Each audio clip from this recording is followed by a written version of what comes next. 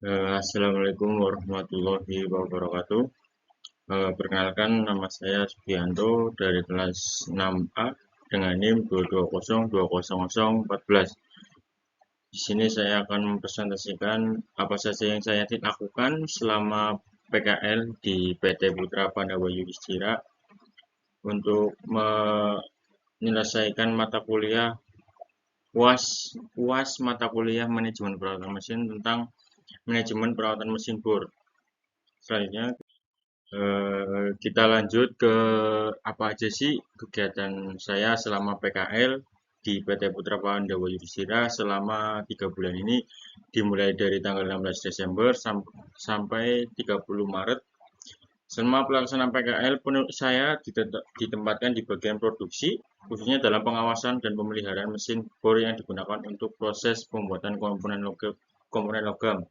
Aktivitas yang saya lakukan meliputi pemeriksaan harian terhadap kondisi mesin, pembersihan atau pemulasan komponen mesin, pencatatan jam operasi mesin, dan kondisi kerja, membantu teknisi dalam kegiatan perbaikan saat terjadi kerusakan. Selain kegiatan ini yang dipresentasikan, saya di bagian produksi, yaitu memproduksi seperti dead end clamp, suspension corong, dan banyak yang lainnya yang karyawan pegang, anak PKL juga pegang.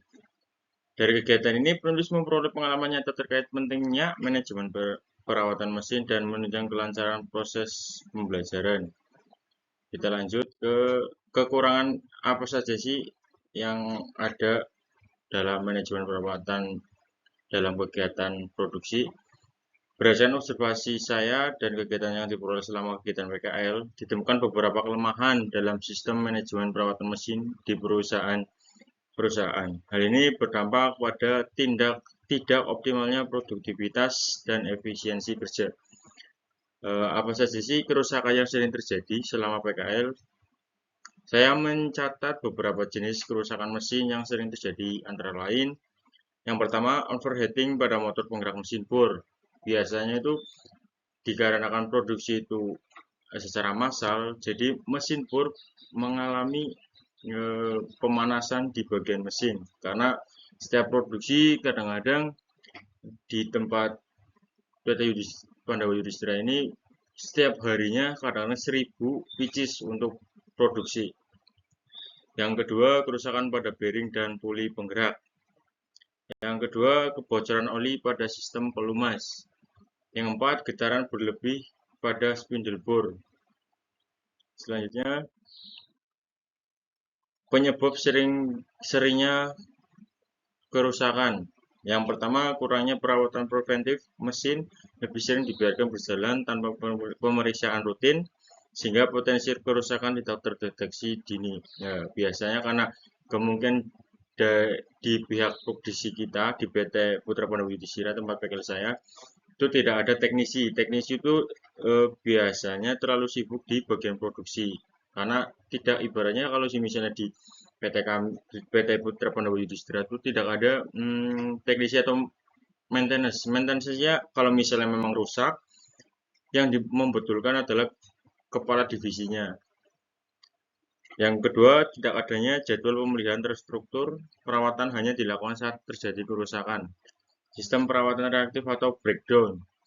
Minimnya pelatihan teknisi dan operator belum sepenuhnya memenuhi tanda-tanda awal kerusakan mesin.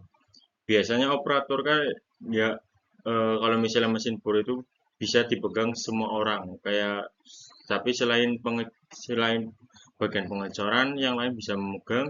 Jadi tidak ada apa ya namanya, tidak ada pegangan untuk membetulkan atau memperbaiki alat tersebut. Yang memperbaiki alat tersebut ya yang biasanya sudah berpengalaman bertahun-tahun dikerja di situ. Yang keempat, dokumentasi perawatan kurang lengkap, tidak terdapat data historis kerusakan dan perawatan yang dapat dijadikan acuan dalam pengambilan keputusan.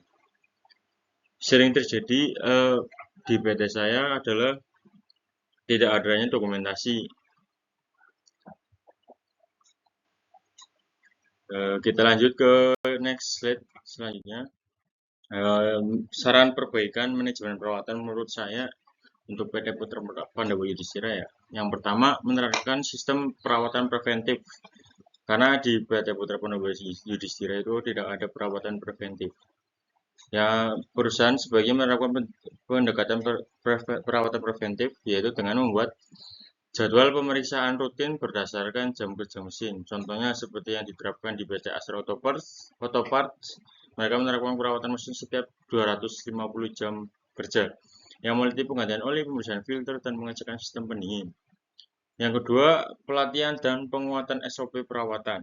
Memberikan pelatihan berkala kepada teknisi dan operator tentang deteksi dini kerusakan serta menerapkan SOP, standar operasional prosedur, untuk menjaga umur mesin tetap optimal.